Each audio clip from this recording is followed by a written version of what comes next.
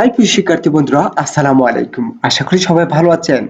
আজকে আপনাদের সামনে আলোচনা করব বিজনেস স্ট্যাটিস্টিক্স এর চতুর্থ অধ্যায় হতে একটি খুবই গুরুত্বপূর্ণ বিষয় নিয়ে, যেটি হচ্ছে কোয়ার্টাইল ডিভিশন এবং কোএফিসিয়েন্ট অফ কোয়ার্টাইল ডিভিশন নিয়ে। আমার অনলাইন ক্লাসগুলো সবার আগে পাওয়ার জন্য আমার চ্যানেলকে সাবস্ক্রাইব করুন, লাইক করুন, বেশি বেশি শেয়ার করুন। Let's go. Calculate the quartile division and it is coefficient from the following data. অর্থাৎ নিচে কিছু তথ্য দেওয়া হয়েছে, এর উপর ভিত্তি করে কোয়ার্টাইল ডিভিশন এবং কোএফিসিয়েন্ট অফ কোয়ার্টাইল ডিভিশন নির্ণয় করতে বলেছে। এটি খুবই গুরুত্বপূর্ণ বিষয় আপনাদের জন্য, তাই আপনারা খুবই মনোযোগ সহকারে দেখুন। আমি বিস্তারিত আলোচনা করতেছি। সলিউশন, সমাধান। Table for calculation of quartiles শিরোনামটি লেখার পরে আমরা একটি চক অঙ্কন করব। X F C F. চকটি অঙ্কন করার পরে আমরা মানগুলো বসিয়ে চকটি সম্পূর্ণ করব। যেমন দেখুন, প্রদত্ত প্রশ্নে এক্স এর মান দেখে দেখে আমি এই এক্স এর কলামটি সম্পূর্ণ করব এবং প্রদত্ত প্রশ্ন থেকে এফ এর মানটা দেখে দেখে এফ এর কলামটা সম্পূর্ণ করব এবং এফ এর মানগুলো টোটাল করে এন সমান 62 পেয়েছি। অর্থাৎ প্রশ্ন থেকে দেখে দেখে এক্স এবং এফ এই দুটি কলাম সম্পূর্ণ করেছি। এরপর হচ্ছে সিএফ। সিএফ মানে হচ্ছে কিউমুলেটিভ ফ্রিকোয়েন্সি, যেটি দেখুন 2 সর্বপ্রথমে বসে যাবে, এর সাথে যোগ করতে হবে 3, তাহলে পাবো 5। 5 এর সাথে যোগ করতে হবে 5, তাহলে পাবো 10। অর্থাৎ একটার সাথে একটা, একটার সাথে একটা, এভাবে ধারাবাহিকভাবে যোগ করে করে আপনারা কিউমুলেটিভ ফ্রিকোয়েন্সি বা সিএফটা নির্ণয় করবেন। এবং এটা মনে রাখবেন, সিএফ এর সর্বশেষ মানটা এন এর সমান সমান হতে হবে, তাহলে আপনাদের কিউমুলেটিভ ফ্রিকোয়েন্সি নির্ণয় করা একুরেট হয়েছে বলে ধরে নিতে পারবেন। চকটি সম্পন্ন করার পরে আমি মানগুলো নির্ণয় করব। আমাকে প্রদত্ত প্রশ্ন নির্ণয় করতে বলেছে কোয়ার্টাইল ডিভিশন এবং coefficient of quartile division.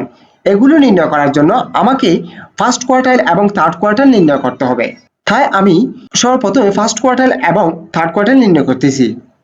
We know first quartile equal to size of n plus 1 divided by 4 th item। অর্থাৎ n এর সাথে 1 যোগ করে 4 দ্বারা ভাগ করলে ফার্স্ট কোয়ার্টাইল পাওয়া যাবে। অর্থাৎ এতটুকু লেখার পরেই আমি n এর পরিবর্তে বসাবো 62 প্লাস 1 ডিভাইড বাই 4 করলে হয় 15.75। অর্থাৎ 15.75 এই মানটি অন্তর্ভুক্ত আছে কিউমুলেটিভ ফ্রিকোয়েন্সি এর 16 মানের মধ্যে। এই মানের সুদা সুদা এক্স এর মান হচ্ছে 12, তাই ফার্স্ট কোয়ার্টাইল সমান হচ্ছে 12, তাই লিখেছি so first quartile equal to 12।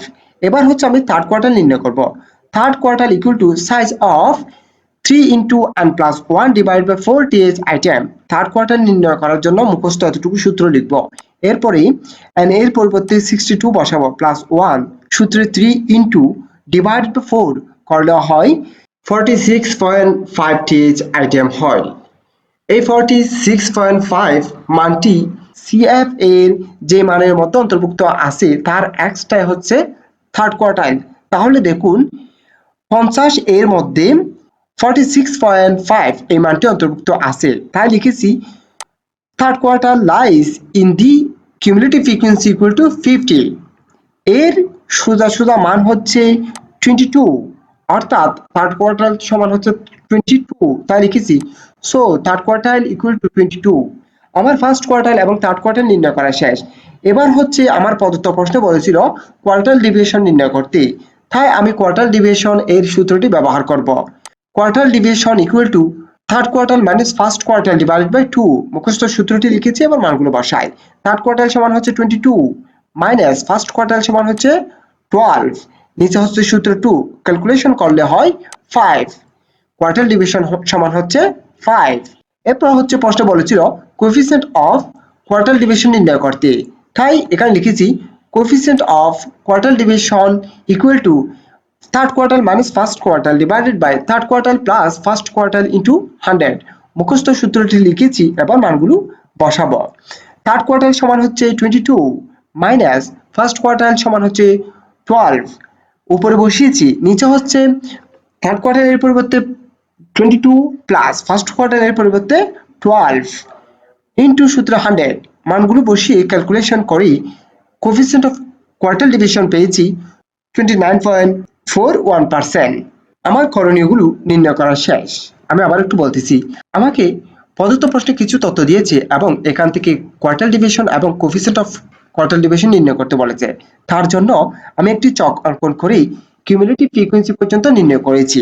এরপরে সর্বপ্রথমে ফার্স্ট কোয়ার্টাইল নির্ণয় করেছি এবং থার্ড কোয়ার্টাইল নির্ণয় করেছি এবং কোয়ার্টাইল ডিভিশন এর সূত্র ব্যবহার করে কোয়ার্টাইল ডিভিশন নির্ণয় করেছি।